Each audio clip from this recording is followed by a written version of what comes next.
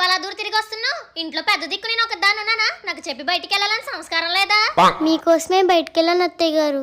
నా కోసమా? నా కోసం ఎందుకమ్మా? మీకు ఈ మధ్యన ఒంట్లో బాగోట్లేదు, నిండు నూరేళ్ళు చల్లగా ఉండాలని చెప్పి గుడికెళ్ళి వచ్చాను.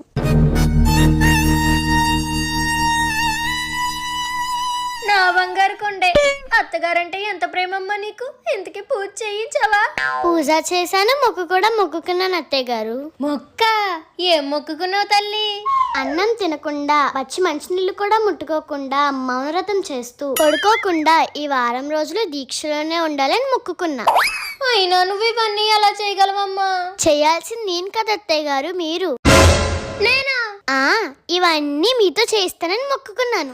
చాలా మంచిదమ్మా. మొత్తానికి తిరిగి నాకే పెంట పెట్టేలా ఉన్నావు. మొక్కు లేదు ఏం లేదు, నేను ఇవన్నీ చేయలేను. అత్తయ్య గారు, మీరు ఈ దీక్ష చెయ్యకపోతే నూరేళ్ళు నిండకుండానే